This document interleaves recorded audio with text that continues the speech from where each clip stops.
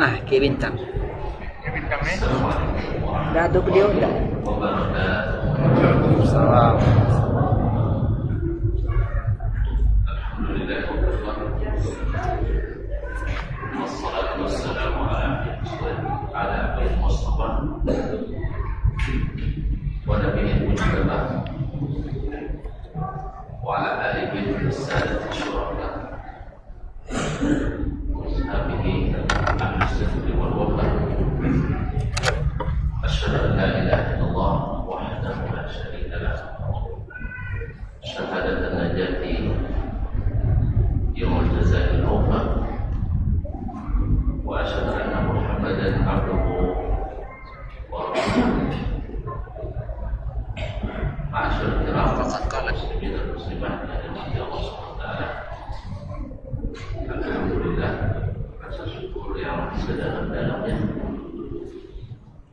Mengharuskan kita untuk memuji dan memuja Allah dengan pujian yang setinggi-tingginya atas segala nikmat rahmat yang besar yang Allah berikan kepada kita, nikmat iman, nikmat Islam, kemudian diberi pula kita kemauan dan keinginan untuk menjaga keduanya dengan majlis-majlis ilmu seperti ini. Kita berharap mudah-mudahan Allah SWT akan memberikan kita pahala yang melimpah, dan dengannya kita mencapai harapannya sehingga masuk surga. Salawat dan salam kepada baginda Nabi alaihi salatu wassalam, kepada para bait, para sahabat ini, dan siapa yang beristiqamah serta setia mengikuti jalannya. Mudah-mudahan dengan salawat dan salam pula kita mendapatkan syafaatnya di padang mahsyar. Amin. Salawat dan salam kepada baginda Nabi. Bapak dan Ibu, saudara-saudari kaum muslim dan muslimat yang berbahagia, kita tak boleh lupa mendoakan para orang tua kita, ayah dan kita, saudara mara, kerabat, adik-adik, sahabat dan teman, serta para guru kita, ustaz-ustazah, ulama yang telah mengajarkan kita dan mewariskan ilmu ini pada kita. Semoga yang masih hidup Allah memberikan taufik dan hidayah sampai ke surga khatimah, dan yang telah mendahului Allah diberi rahmat dan ampunannya serta ditempatkan di tempat yang tertinggi di sisinya. Amin. Wabil khusus imam kita Abdul Hajjaj Muslim Ibn Hajjaj rahmatullahi alaihi, yang pada kesempatan ini kita ilmu dari kitab yang diriwayatkan atau dari baiklah muslimin masyarakat yang dirahmati Allah, meneruskan ke salat.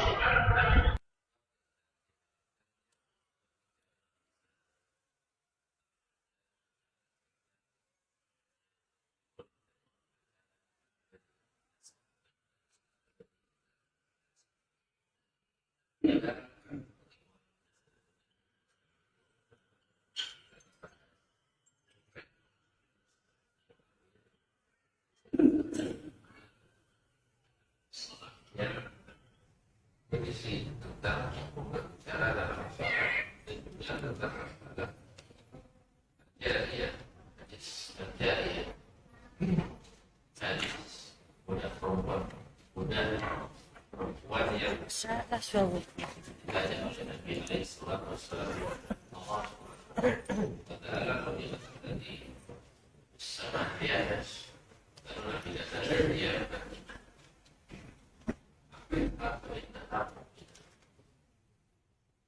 sudah kita jelaskan pula bahwa sebagian banyak dan oleh Allah SWT karena dari hadis ayat mereka kuat. Ijma saja mereka larang. Dan ijma sahabat Nabi alaihi salatu wassalam bahwa mengatakan bahwasanya Allah itu di atas. Tapi mereka langgar ijma ini berani bahwa sahabat Nabi di atas. Itu dengan kata lain takwil dan paham. Hanya Allah yang tahu. Lalu datang ulama atau para pemikir ilmu kalam di abad keempat, ternyata mereka paham mana. Sahabat tidak paham mana. Ini luar biasa penistaan terhadap para sahabat Nabi alaihi salatu wasallam. Walaupun mereka tidak juga akan mengakuinya. Ya biasa kalau melihat sesuatu pendapat tidak akan pernah bergeser kecuali mana yang tidak berani.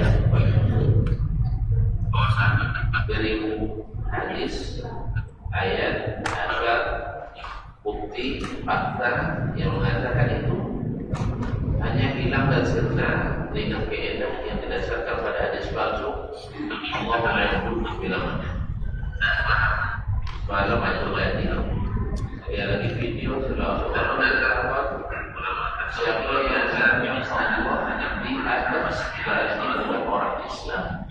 Walaupun kita melihat ini orang mengakui. Ya misalnya orang melihat orang pernah Islam. Jadi wajib Allah tidak bergabung.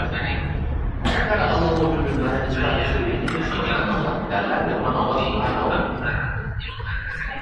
Allah mewujud bila macam dengan keadaan yang syaratnya tidak yang dalam kita hadis manapun dan juga dalam kata kita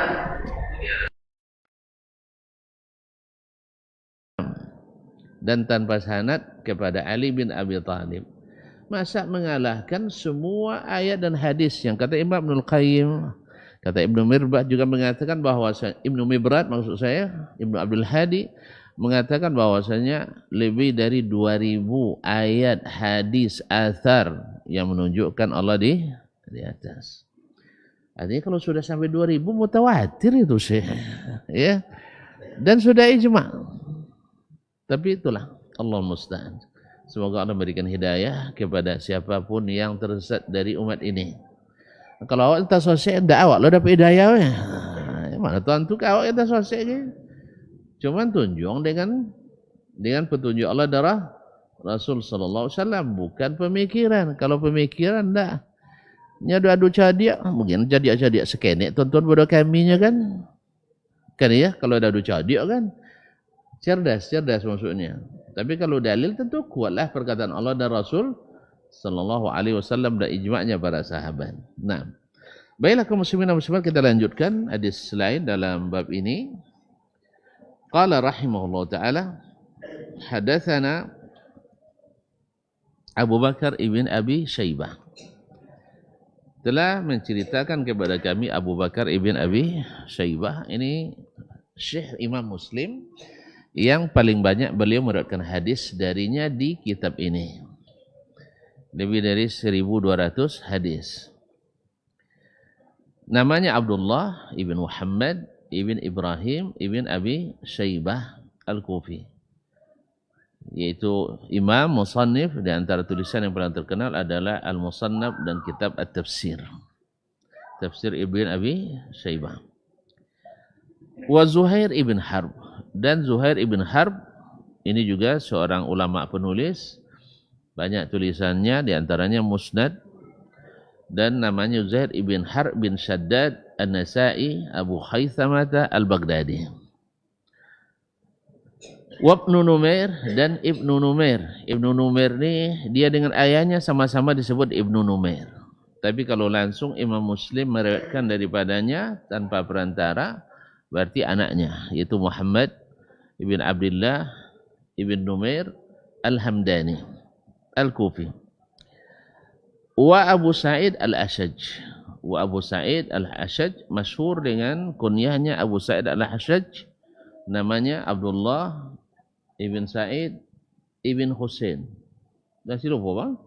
Ibn Husain Al-Kufi. Naam, wa alfadhuhum mutaqaribah.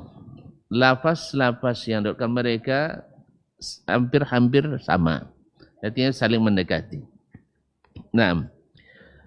Qalu, mereka semua mengatakan hadatsana Ibnu Fudail. Telah menceritakan kepada kami hadis ini Ibnu Fudail, yaitu Muhammad ibn Fudail As-Saddusi Al-Kufi. Qala, dia berkata hadatsana Al-A'mash, telah menceritakan kepada kami Al-A'mash, yaitu Sulaiman bin Mahran Al-Kahili Abu Muhammad Al-Kufi, salah satu dari 6 tabi'in yang menjadi perpustakaan sanad hadis. Beliau di Kufah. Masih ingat itu ya? Di Madinah Az-Zuhri, di Makkah Amr ibn Dinar, di Basra Yahya ibn Abi Kathir dan Qatadah ibn Du'am As-Saddusi, kemudian di Kufah Abu Ishaq As-Sabi'i dengan Al-A'mash. Al-A'mash. Beliau adalah salah satunya. An Ibrahim, dari Ibrahim, yaitu Ibrahim ibn Yazid An-Nakhai, salah seorang ulama fikih dan hadis termasyhur di masa tabi'in. Salah satu dari ulama hadis dan fikih yang termasyhur di masa tabi'in. Kalau orang menyebut qala Ibrahim, maksudnya adalah Ibrahim ibn Yazid An-Nakhai. An Alqamah, dari Alqamah, yaitu Alqamah ibn Qais An-Nakhai, satu kabilah dengan beliau. An Abdillah. Kalau orang Kufah meriwayatkan dari Abdullah tanpa disebutkan siapa nama ayahnya, pastikan itu adalah Abdullah ibn Mas'ud. Abdullah ibn Mas'ud Al-Huzali Abu Abdurrahman Al-Kufi, pernah digelar oleh Nabi dengan Al-Ghulamul Mulham. Al-Ghulam Al-Mulham, anak kecil yang diberikan ilham. Qala, dia berkata, kunna nusallimu ala Rasulillah sallallahu alaihi wasallam wa huwa fis salati fayaruddu alaina. Dulu kami sering mengucapkan salam kepada Rasulullah sallallahu alaihi wasallam sedang beliau dalam keadaan salat. Fayaruddu alaina, dan beliau menjawab salam kami. Berarti menjawab salam sama dengan bercakap. Sama dengan bercakap. Falamma raja'na min indin Najashi, tatkala kami pulang dari sisi Najasyi, maksudnya pulang dari hijrah ke Habasyah. Pulang dari hijrah ke Habasyah karena dapat informasi bahwa orang-orang Quraisy sudah masuk Islam. Begitulah, kadang-kadang informasi itu tak sesuai dengan kenyataan. Ternyata yang terjadi adalah semakin dahsyat intimidasi orang Quraisy. Makanya terjadi pula hijrah kali yang kedua ke Habasyah. Allah musta'an. Walamma raja' min Najasyi, ketika kembali kami dari kerajaan Najasyi, sallamna alaihi, kami ucapkan salam kepadanya, falam yarudda alaina. Nah, beliau tidak lagi menjawab salam kami. Faqulna, lalu tanyakan, ya Rasulullah, kunna nusallimu alaika fis shalah fataruddu alaina. Dulu kami mengucapkan salam kepadamu, engkau jawab. Sekarang kenapa tidak? Ya, kalau kita mungkin tafsir-tafsir sendiri aja ya. Lah sombong mah bu yakin ininya. Sah? Padahal Buya masih duit. Dan itu yang masalahnya. Kalau kita tafsirkan sendiri masuk syaitan. Sah? Tapi tanyalah langsung. Dan ini yang sering terjadi atau sering terjadi. Orang menafsirkan perbuatan seseorang kiai, seorang ustaz, seorang buya, guru. Dia masih hidup tapi dia tafsirkan sendiri. Saya pernah mendatangi orang yang seperti itu. Lain nawak mukaswi, lainnya sabui, lainnya saya paham. Pasaban kayaknya ada itu muka syuk dan dah buaya. Ni ustaz pula roh. Paham dan podong lainnya. Amak ya, paham lainnya pada awak lah. Ni awak nama cerita bang. Paham lainnya kayak cerita awak pada awak sendiri. Atau nak dapat lah mati. Kasih yang dia rokok dia. Tak ada isang. Pahaminya pada awak lah. Awak yang berucap, dia lebih paham dari apa yang dari kita sendiri. Itu tidak bisa didiskusi dulu. Tidaknya, ayalah tanggung jawab dunia akhirat. Ayalah tanggunglah. Nah, akhirnya syaitan masuk. Masuk sehingga berakibat tidak baik. Oleh sebab itu, makanya ini pelajaran berharga juga dari para sahabat. Mereka tidak menafsirkan sendiri, ya, tapi bertanya langsung kepada Nabi SAW. Setelah dijawab langsung oleh Nabi, kan selesai, puas hati kita. Kosan tak ada bau babu ya rah. Bukan tak bau ngira, tapi ada memang hukum sudah berubah. Nah, faqala, Nabi menjawab, inna fis salati syughlan. Sesungguhnya salat itu ada, atau dalam salat itu ada sebuah kesibukan. Artinya suatu konsentrasi, fokus yang tidak boleh diganggu dengan kegiatan-kegiatan di luar salat. Jadi Nabi menjawab alasannya tidak boleh lagi kita disibukkan dengan yang di luar salat. Karena salat itu sendiri sudah kesibukan yang tidak bisa diganggu dengan yang lain. Itu maksud Nabi SAW. Nah, hadis ini menunjukkan kronologis bagaimana pada awalnya berbicara dalam salat dibolehkan, tetapi setelah itu dilarang oleh Rasulullah SAW atau Nabi sendiri yang tidak melakukannya lagi. Ini menguatkan hadis sebelumnya, Muawiyah bin Hakam yang sebelumnya, bahwa beliau ketika berbicara dalam salat, para sahabat pada menatapnya, bahkan pada mendiamkan dia. Waktu itu dia belum tahu. Ini juga pelajaran juga bagi kita bahwa sesungguhnya tidak serentak kita mengetahui apa yang harusnya kita ketahui. Makanya tidak aib kalau sebagian kita tidak tahu. Itu tidak aib. Yang aib adalah sudah dikasih tahu tidak mau tahu. Itu yang payah. Dia tidak tahu sama sekali, tapi setelah diberitahu justru tidak mau tahu, bahkan menentang pula. Kau yang banyak kadang-kadang asal komentar dia tidak tahu, paham lah. Tapi kalau dongeng komentar ustaz contoh tidak ngerti. Iya. Bertengok je dia. Dah tengok aja, tapi bukan jenis orang yang nak belajar. Tapi pada umumnya orang yang nak kurang ajar. Ya, bukan nak belajar. Kalau belajar kan tinggal telepon. Ustaz, iya macam ni kau muka suiknya ustaz doh. Kan ya? Kan tak bayar. Nyelan sabun ke sebagiannya. Haji leo kaci haji dan sabun salah tahu je kan. Ndaknya, tapi haji dan sabun dan salah tahu. Tentu ndak leo dan dia kan. Nomor dia masih ada dia haji le. Agar mana ni lo sabun uang awak babanta atau sabun uang awak ndak babanta. Dia uang ni ya, jadi tu ulang je le. Ndak jawab. Berarti yang jenis begini ini bukan ingin belajar tapi ingin tidak salah sabui abang. Nah, jadi bukan ingin belajar. Jadi kadang-kadang banyak hal yang tidak dipahami, apalagi kalau dipotong-potong. Kalau potong-potong itu saya potong pahamnya kan. Jadi Allah musta'an. Ala kulli hal. Orang yang niatnya baik tentu melakukan dengan cara yang baik. Tidak mungkin nyabik paham dan perdoaan. Kayak lebih paham yang mendengar dari yang berbicara terhadap pembicaraan. Itu yang terjadi itu di kalangan ahli al-kalam. Lebih paham mereka dari Allah sendiri apa yang dimaksud oleh Allah dalam Al-Qur'annya, dan lebih paham terhadap apa yang dimaksud Rasulullah dalam hadis-hadisnya dari Rasulullah sendiri. Karena setiap yang Allah katakan itu ada tafsirnya dalam Al-Qur'an atau dalam hadis Nabi SAW. Tapi mereka kalau memang cari kebenaran tentu dibaca sempurna. Tapi yang dicari adalah pembenaran sehingga tidak dibacakan kedua-duanya. Sampai hari ini setiap penyelewengan pasti karena tidak sempurna menyelesaikan dalil. Tidak sempurna menyelesaikan dalil atau menyembunyikan. Kadang dhamirnya saja bisa dirubahnya. Dhamirnya saja bisa dirubahnya.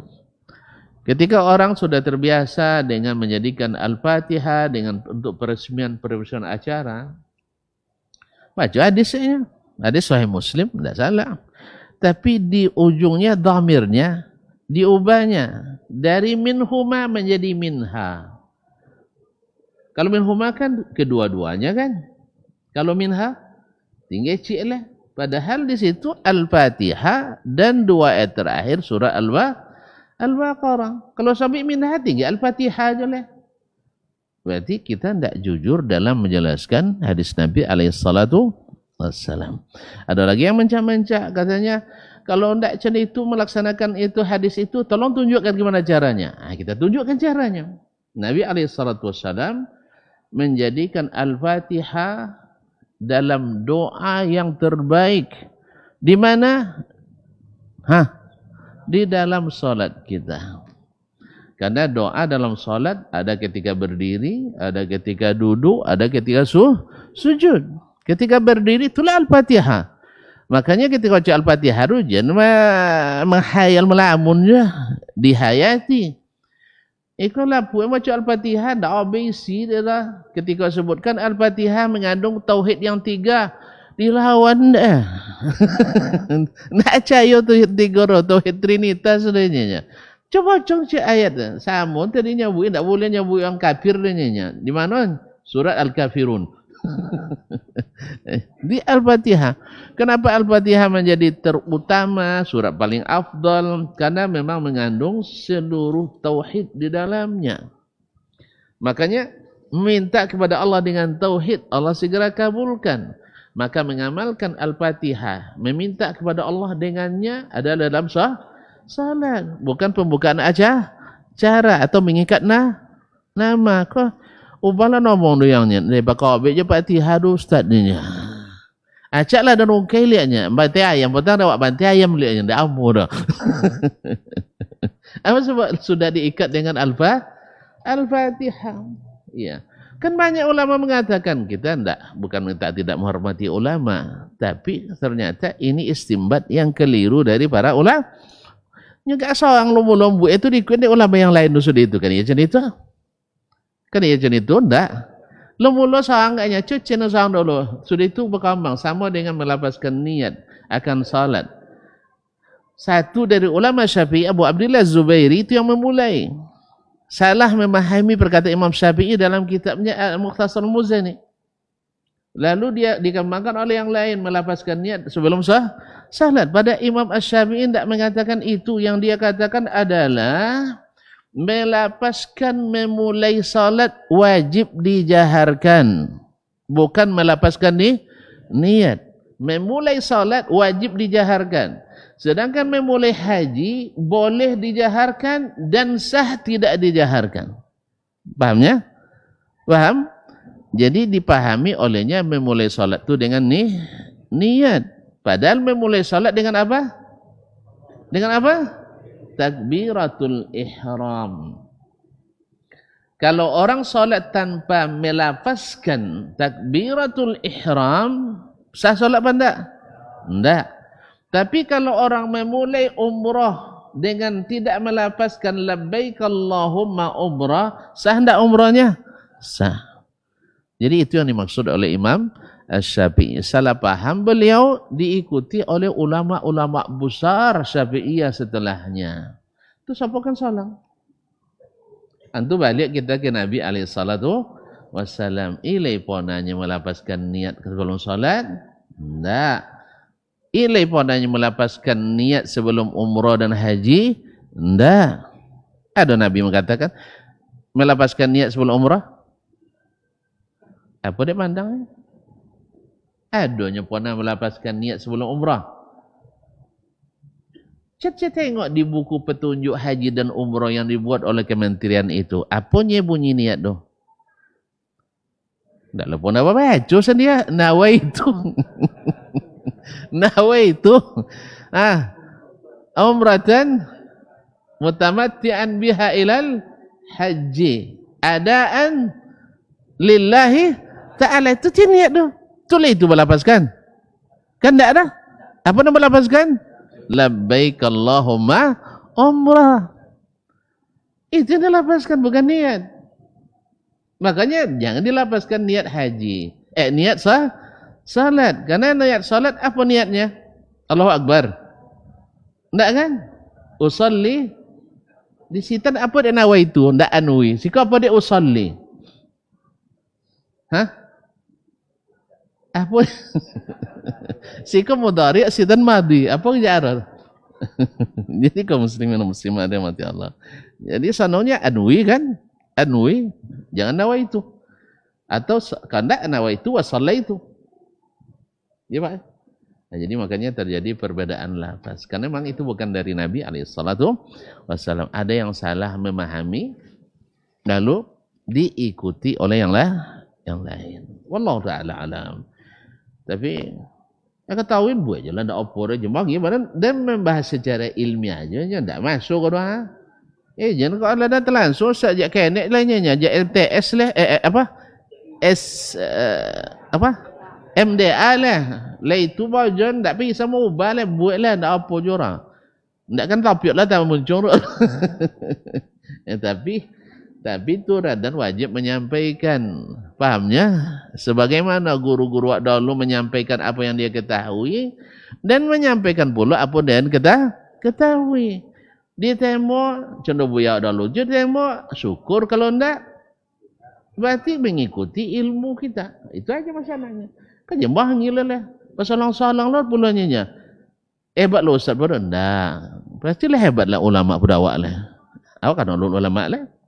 Awak baru penuntut ilmu. Cuman penuntut ilmu tak boleh tentu salah dah. Ketika belajar je guru dulu, tak pernah nyalang guru ke? Tak pernah awak salang guru ke? Kan lainnya. Biasa rumahnya. Cuman guru dah bangi kat dalam tu. Wang bertanya tu mana nyo. Ni dia asung dek kawan. Ni kawan tu dia kadang adu lo kau dua adu kan. Mana nya. Dia tanya itu ke buaya tu le tantu re nya. Serius. Dia nyasin jadi. Ni dia. Ini kan guru kan bertingkat-tingkat. Ada yang memang seluruh dikuasai dia kan. Sebagian kan enggak. Kalau di pelajaran kenek tu enggak ambil lah. Itu dia. Kawan kah? Dia awak cari cadia, dia tahu yang tak cadia kan? Akhirnya suruh mana nyo, bertanya pula. Maklumlah kelas 2 baru bang, alun bakal bahano lah. Istilah nak nengok-nengok jurus je banyak kan? Tanya ke buaya no. Jawab dia salah, jawab. Tu tengok buku kayaknya tak. Cina itu dua kianya. Dia kan wangi, wang bertanya mana nyo. Astagfirullahaladzim. Semoga Allah merahmati beliau dan mengampuninya dan jangan sampai tabul dosa tu. Allah musta'an. Baiklah kaum muslimin dan muslimat dirahmati Allah SWT. Kemudian Imam Muslim mengatakan hadatsani Ibnu Numair, telah menceritakan kepada kami Ibnu Numair, yaitu Muhammad bin Abdullah bin Numair Al-Hamdani Al-Kufi.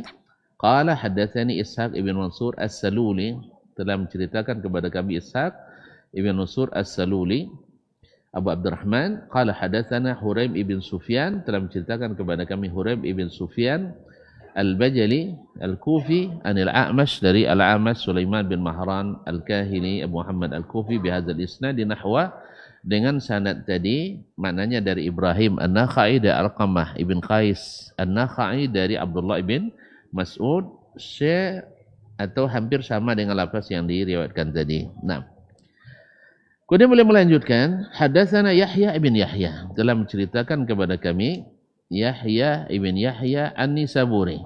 Yahya ibn Yahya An-Nisaburi, sekampung dengan Imam Muslim. Qala akhbarana Husaim, telah menceritakan kepada kami Husaim ibn Bashir Ad-Dimashqi an Ismail ibn Abi Khalid, dari Ismail ibn Abi Khalid Al-Bajali Abu Abdullah Al-Ahmasi Al-Kufi anil Haris ibn Shubail, dari Haris bin Shubail Al-Bajali Al-Ahmasi an Abi Abdurrahman Al-Shaybani, dari Abu Abdurrahman Al-Shaybani, masyhur dengan kunyahnya Abu Amr Al-Shaybani An-Nahwi Al-Lughawi, ahli nahwu dan ahli bahasa.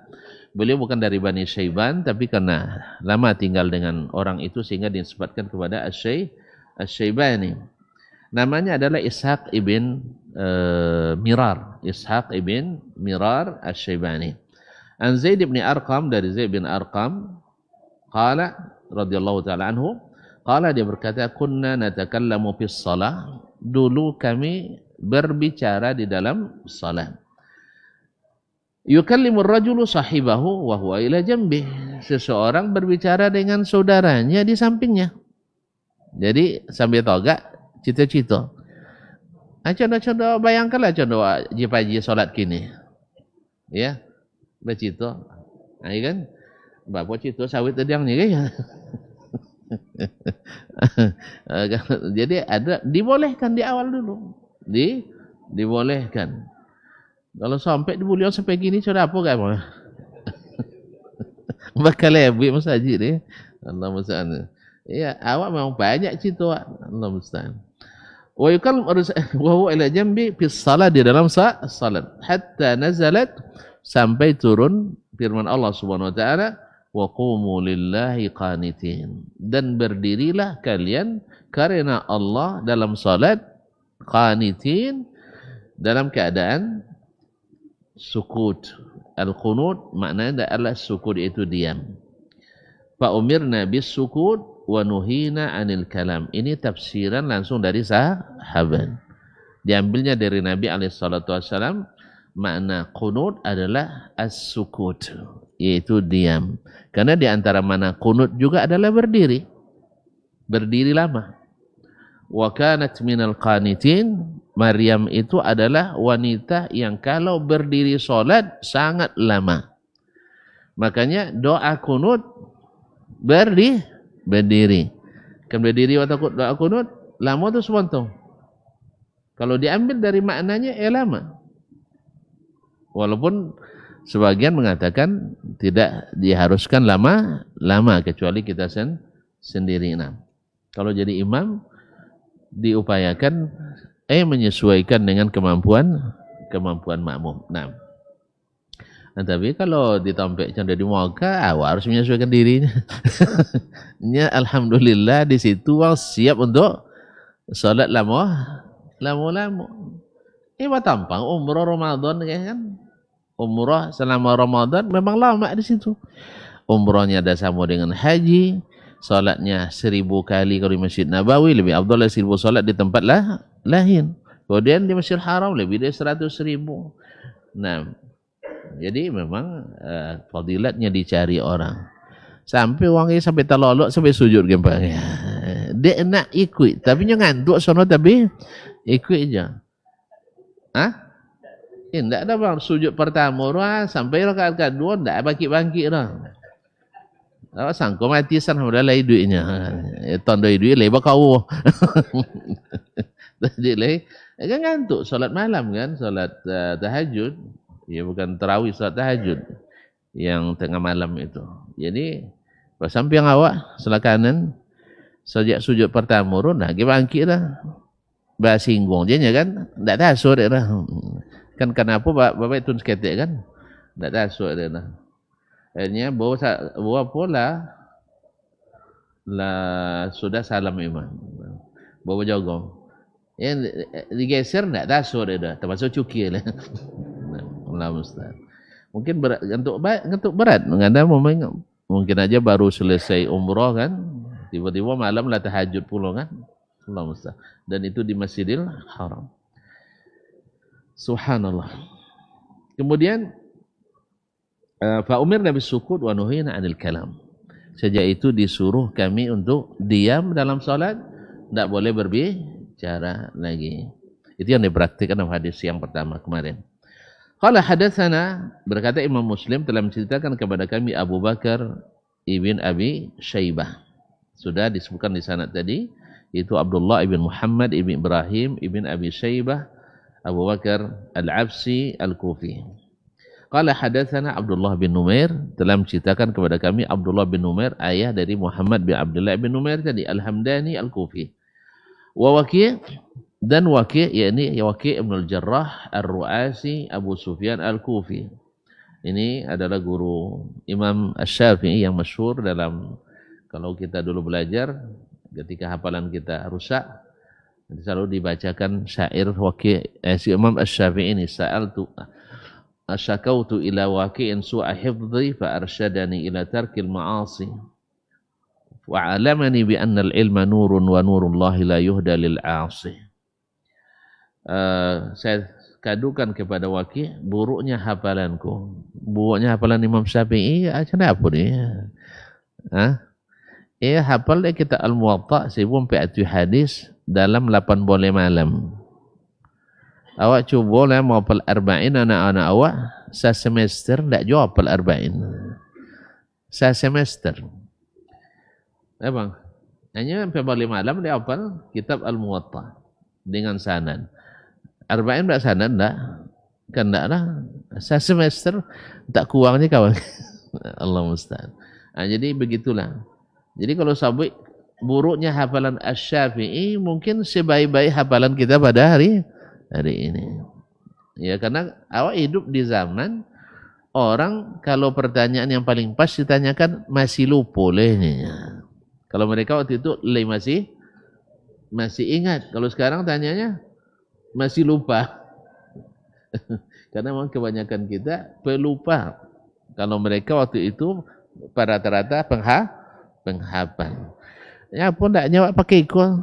Nya semakin mudah apa peralatan dan sarana, semakin lambat masuk ilmu tu. Kan ya? Sama juga semakin maju di bidang fasilitas, maka gerak badan awak semakin sakenek. Semakin sakenek badan, antu semakin penyakit banyaklah joleh, makan bertambah jo. Kojo sakenek. Jadi nombor palu makannya kojo ndak perlu. Gara-gara asih. Jadi kalau ndaklah buat asih. Ndaklah jalan kojo gini lah. Kan ya? Apa dia tak sudah dia mati listriknya kan ya? Ndak basih. Jadi memang Allah musta'an.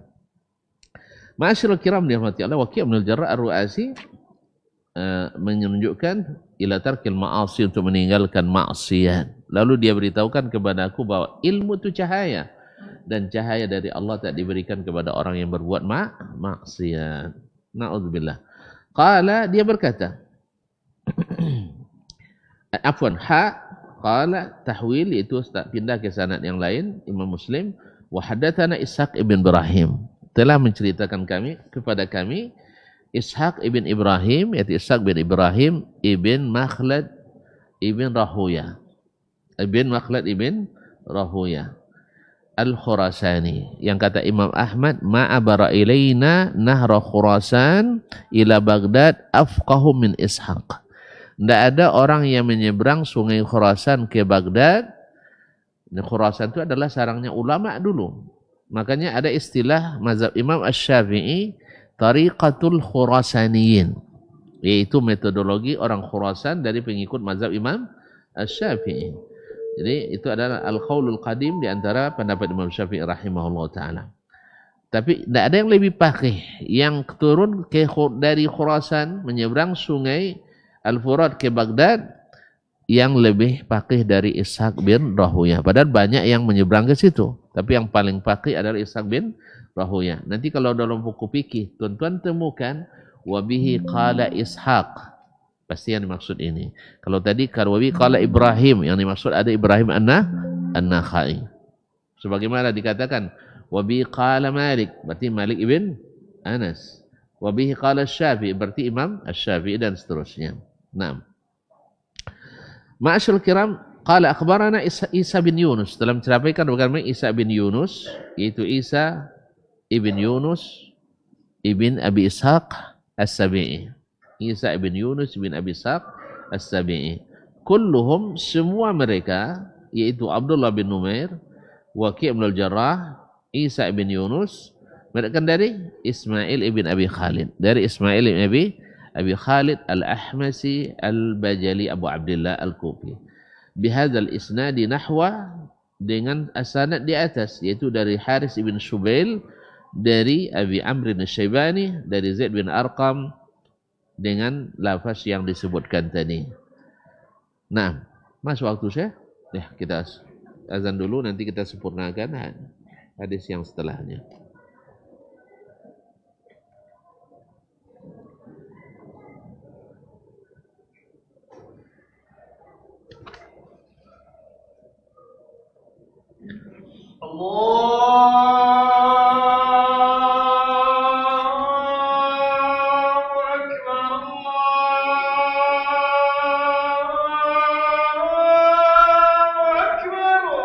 Allahu Akbar. Allahu Akbar. Allahu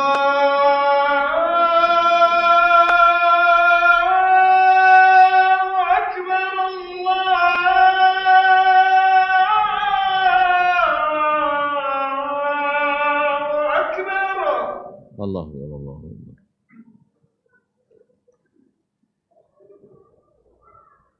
أشهد أن لا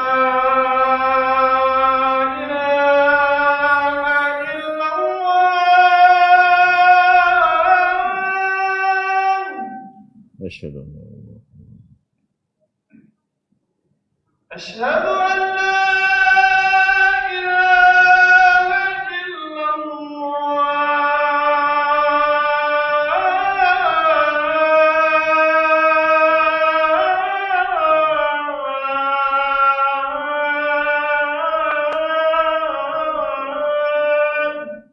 أشهد أن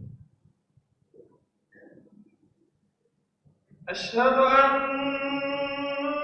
محمدا رسول الله أشهد أن محمدا رسول الله أشهد أن محمدا رسول الله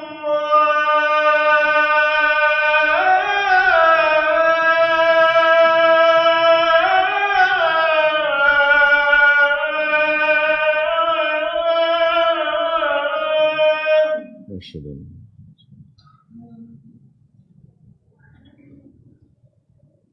حي على الصلاة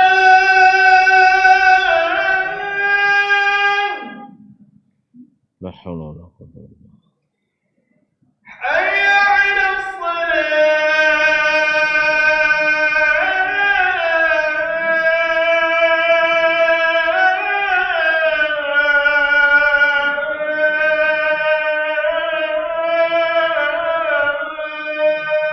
لا حول ولا قوة إلا بالله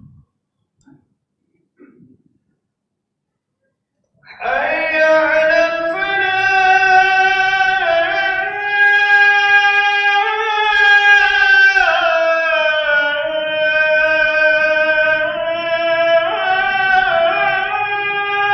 لا حول ولا قوة إلا بالله حي على الفلاح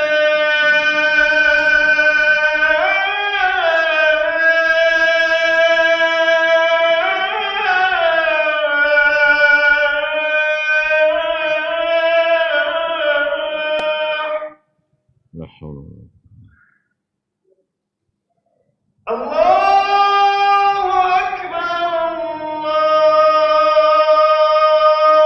أكبر الله أكبر الله أكبر لا إله إلا الله وأنا أشهد أن لا إله إلا الله اللهم رب هذه الدعوة التامة والصلاة القائمة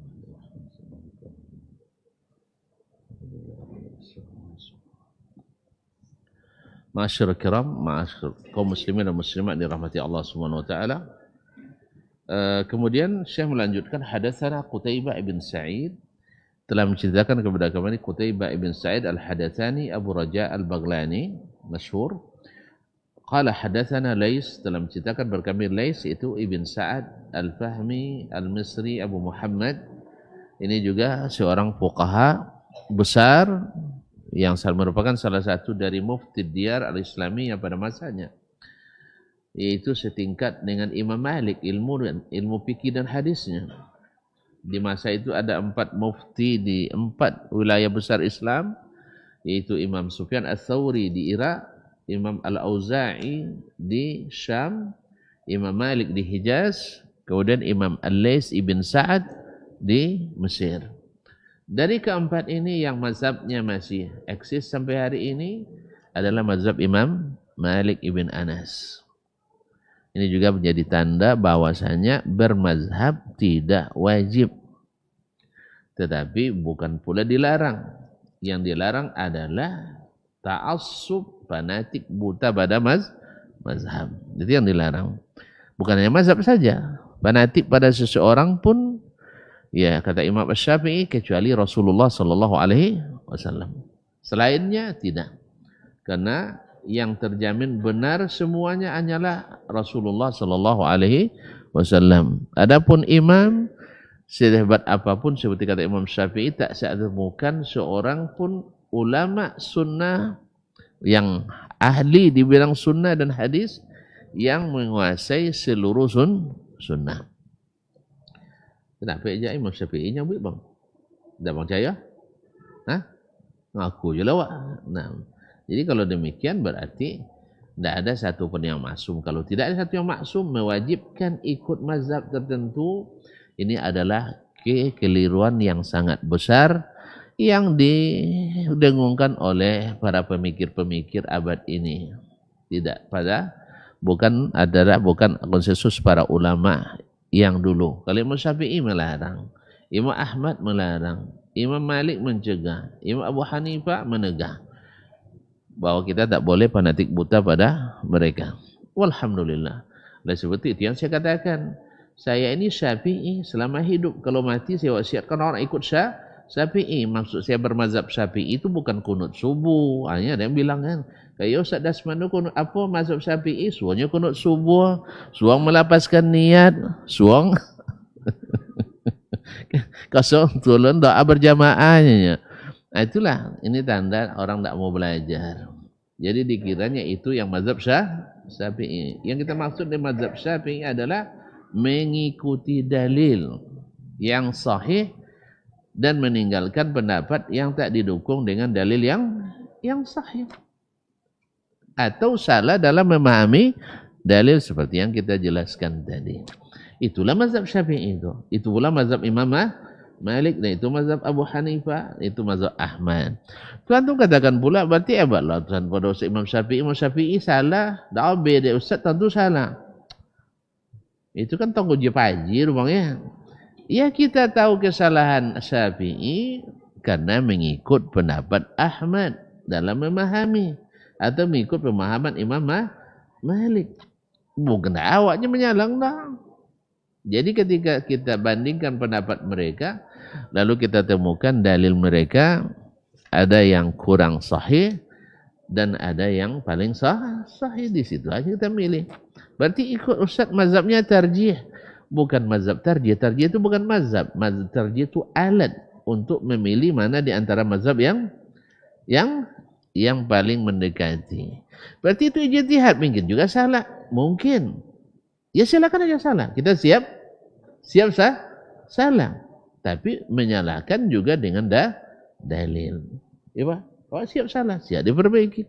Nah, tidak mengatakan semua yang kita katakan benar. Tidak ada yang berani mengatakan itu kecuali Rasulullah sallallahu alaihi wasallam. Wallahi ma yakhruju min hadza illa haqq.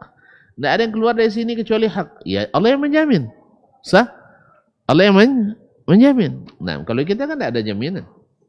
Paham saya? Jadi bukan sembarang menyalahkan, bukan kita lebih hebat, tidak.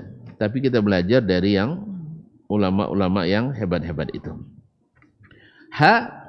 Tahwil ke sanad yang lain, wa hadatsana Muhammad ibn Rumh, telah menceritakan kepada kami Muhammad ibn Rumh al-Misri, qala akhbarana al-Laits, telah menceritakan kepada kami Laits ibn Sa'ad al-Fahmi al-Misri yang tadi disebutkan, an Abi Zubair, dari Abu Zubair itu Muhammad ibn Muslim ibn Tadrus al-Makki, masyhur dengan kunyahnya Abu Zubair. Adalah seorang fuqaha di masa tabi'in di Makkah. An Jabir bin Abdullah ibn Amr ibn Haram al-Ansari al-Khazraji. Dia dan ayahnya sahabat. Beliau adalah sahabat junior, ayahnya sahabat senior. Ayahnya syahid di perang Uhud. Annahu qala, dia berkata, inna Rasulullah sallallahu alaihi wasallam ba'athani li hajah. Rasulullah SAW mengutus saya untuk suatu urusan, suatu keperluan. Thumma adraktuhu wa yasir. Kemudian saya kembali menyusulnya. Wa huwa yasir, dia sedang berjalan. Qala Qutaibah yusalli. Qutaibah dalam riwayat ini mengatakan berjalan sambil salat atau salat sambil berjalan. Maksudnya di atas kendaraan. Fasallamtu alaihi, lalu saya ucapkan salam kepadanya. Fa asyara ilayya, lalu dia menjawab dengan isyarat. Naam. Falamma faragha da'ani. Setelah dia selesai salat, dia memanggilku. Faqal, lalu Nabi berkata, innaka sallamta anifan. Kamu baru saja tadi mengucapkan salam kepadaku. Wa ana usalli, saya sedang salat. Wa huwa muwajjihun hina idzin qibala al-masyriq. Nabi waktu itu sedang menuju ke arah timur. Ke arah timur. Berarti dari arah barat tentunya. Kalau ke timur berarti dari arah barat. Menghadap kiblat atau tidak?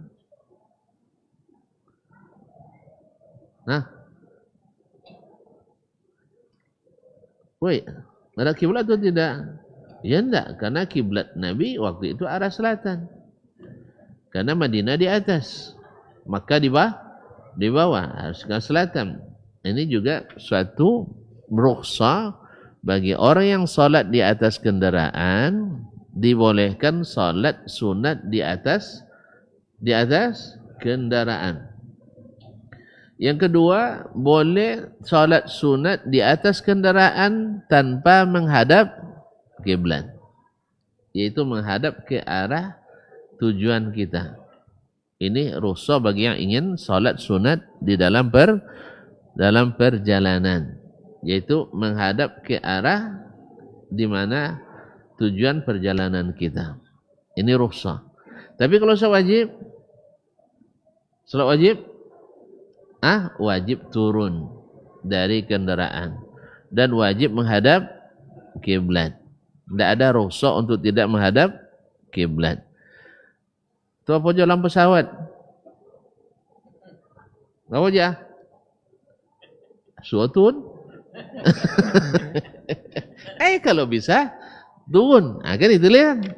Tapi karena tidak bisa turun sembarangan, ya kan? Kan tidak bisa turun sembarangan. Sawaknya di Jakarta, kan tidak bisa sembarangan. Artinya harus minta izin Singapura lah dulu. Harus minta izin Singapura. Awak punya, ke uang minta izin. Itulah hebatnya awak. Itu dulu ya. Sudah selesai gini. Apa dia mau nuwe? Jangan pikir mau nuwe, tak kau jawab dah. Mikir kau jawab, tak kau selesai kau jawab dah. Tapi tahun tu jadilah. Ya, mana tahun tu tuan jadi presiden lo suak. Atau jadi menteri perhubungan lah suak. Ya. Tak kelas awak mau nyalasin orang. Awak nak mendarat di wilayah awak, udara awak, minta izin ke uang Singapura. Tak tentu dia. Elok tak tentu lah.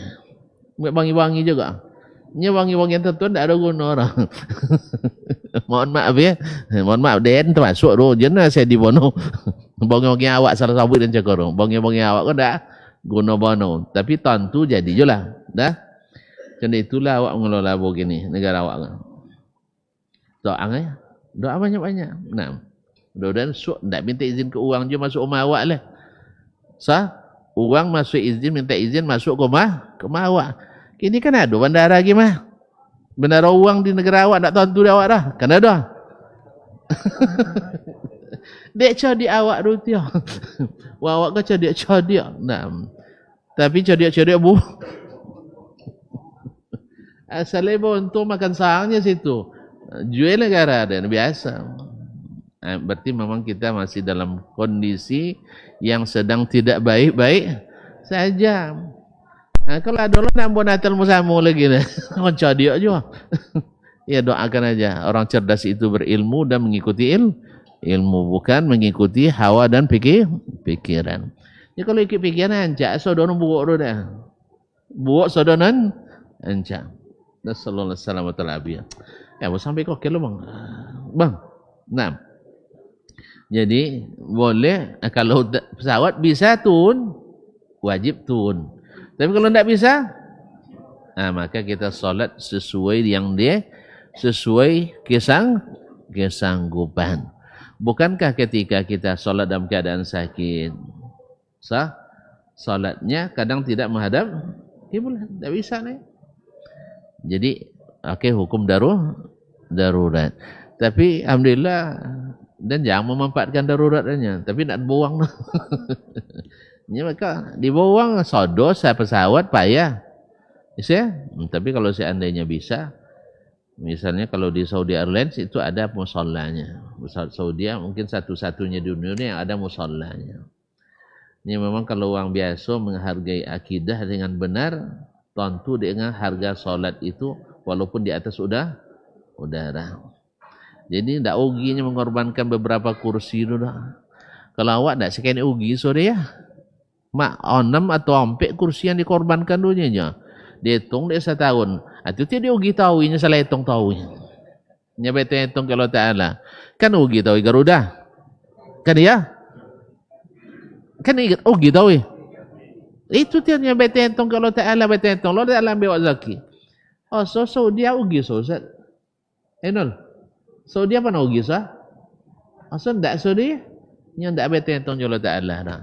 Aji ubahlah, ubah mindset kita, ubah paradigma itu. Bahwa angka bukan segalanya. Tapi barakah itulah yang sesungguhnya. Dah, usulkan ya ke manajemen Garuda mah.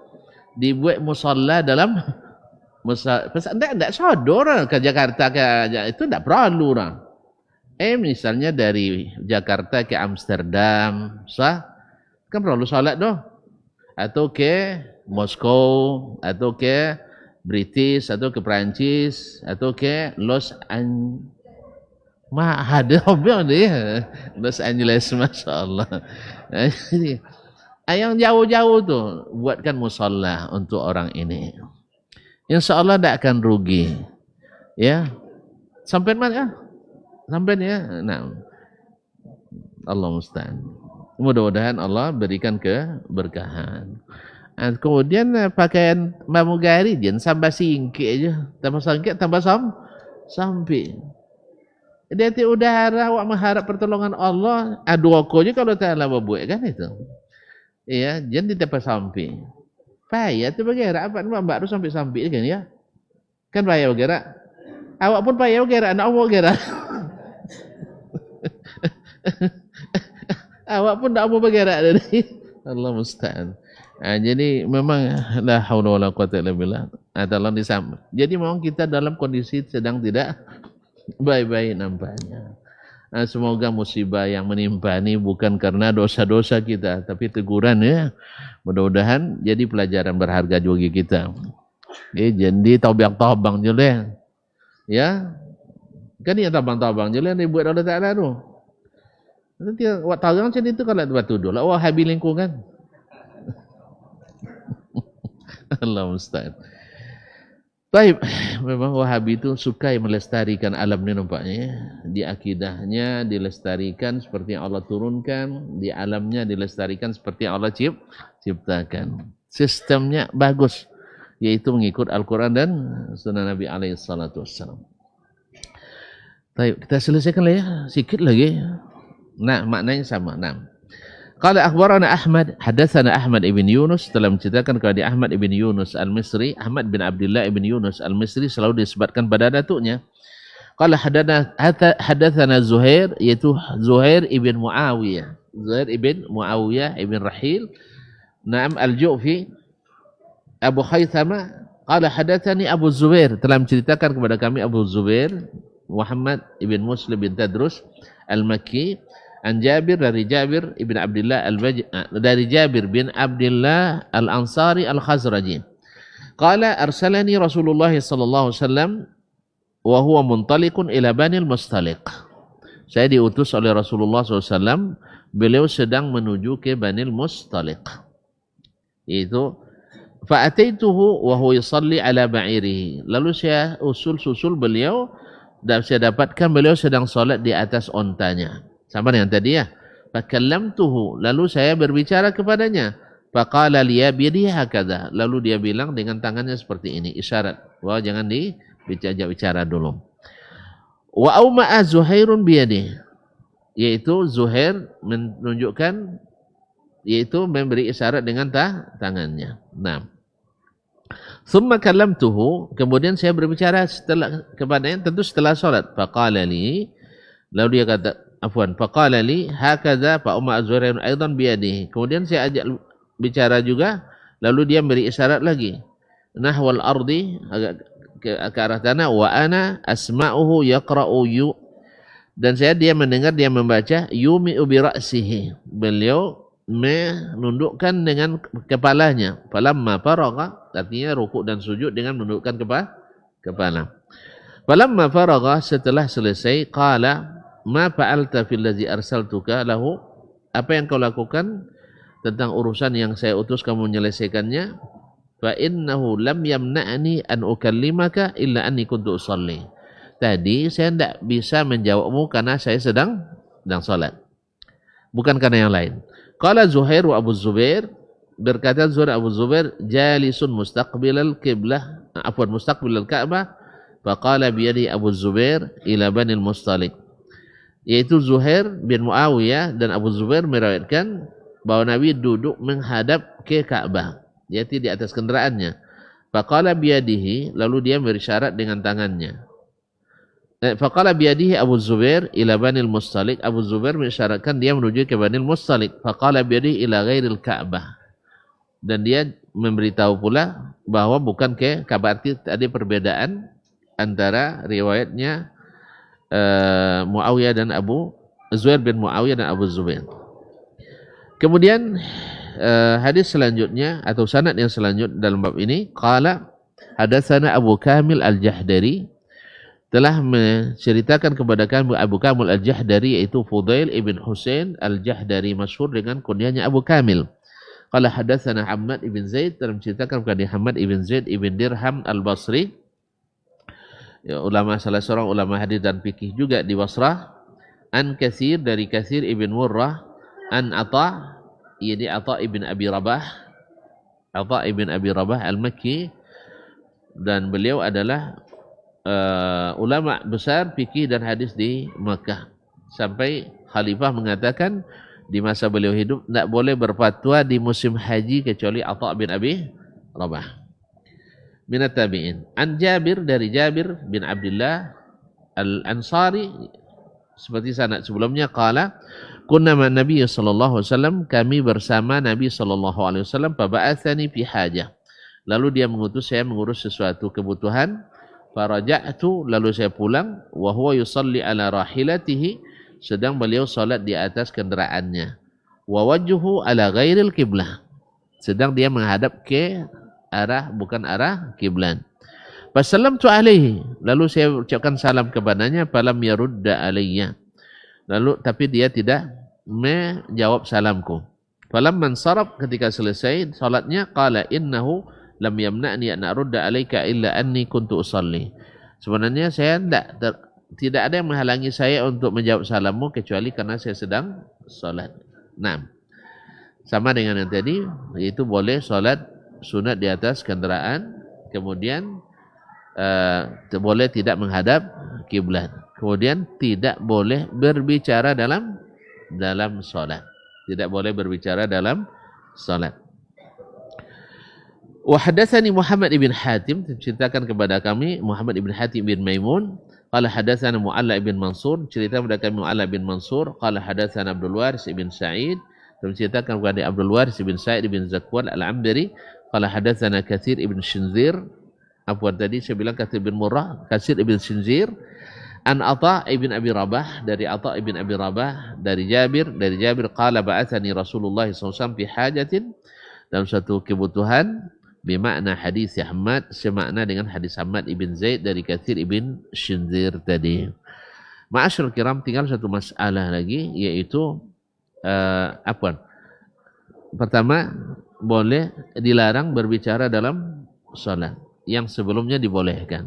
Jadi kalau ada sebagian ulama, kita baca dalam buku fikih nanti, yang membolehkan berbicara dalam salat, berarti kemungkinan dalil ini belum sampai kepadanya, khususnya di kalangan mutaqaddimin.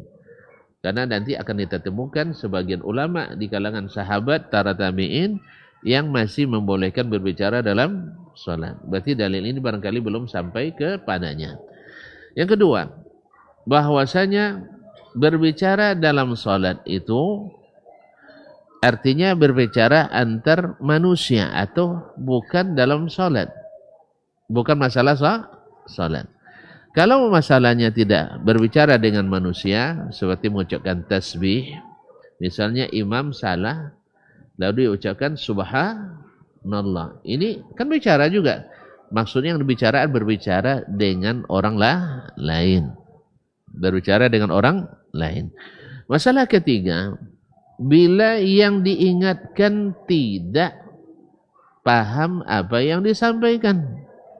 Misalnya makmum atau imam lupa baca Al-Fatihah. Pernah terjadi? Sering terjadi. Tahun lalu di waktu salat Idul Fitri di sebuah negara Islam, hadir presidennya, hadis muftinya, hadir menteri agama, seluruh menteri, seluruh hadir. Imam di rakaat kedua lupa baca Al-Fatihah. Seluruhnya pun gak hanya lupa je. Tidak lupa, tidak sogan, tidak tontung. Tidak tontung, tidak mungkin. Mungkin takut kayak presiden kan. Jadi akhirnya mereka salat tanpa membaca Al-Fatihah. Tidaklah diulang. Akhirnya ributlah dunia Islam. Masing-masing memberikan pembelaan. Yang pro beri pembelaan dalam mazhab ini dan sebagainya. Padahal sebenarnya kan tinggal diingatkan. Nah, ketika diingatkan itu, kalau dibaca subhanallah, lalu tidak dipahami oleh imam, boleh tidak kita mengatakan baca Al-Fatihahnya? Ya. Kan itu kan. Lapis subhanallah tidak jawab kan? Akhirnya tersebut Al-Fatihahku. Misal kan itu.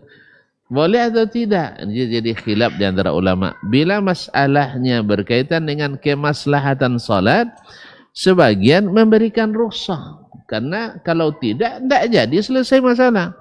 Dan ini juga pernah terjadi di sebuah negara besar juga di Timur Tengah.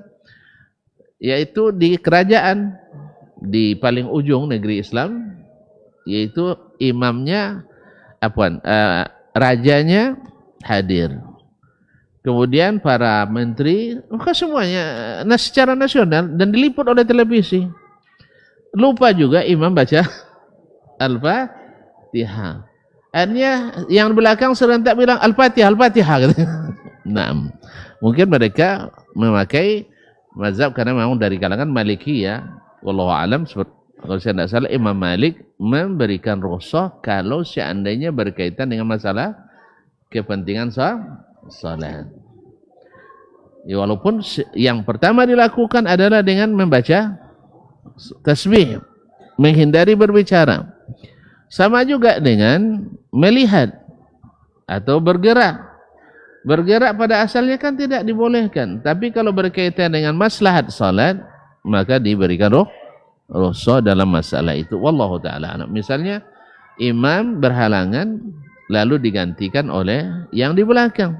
Kan berpindah itu, berapa kali gerak. Kalau dalam mazhab Syafi'i kan tidak boleh lebih dari 3. Kadang nilai sampai 5 kan geraknya. Maka yang seperti ini termasuk yang diizinkan, wabillahi at-taufiq. Kemudian salat di atas kendaraan, salat sunat, ini bolehkan, dan pelaksanaannya rukuk dan sujudnya dengan menundukkan kepala, rukuk sujud lebih dalam daripada sujud. Sedangkan salat fardu maka wajib dilaksanakan di atas permukaan atau di daratan, tidak boleh dalam kendaraan. Nah, kecuali kalau tidak memungkinkan untuk turun. Dengan melaksanakan salat secara sempurna, maka dilaksanakan sesuai dengan yang yang disanggupi atau sesuai dengan kondisi dan keadaan yang memungkinkan. La yukallifullahu nafsan illa wus'aha.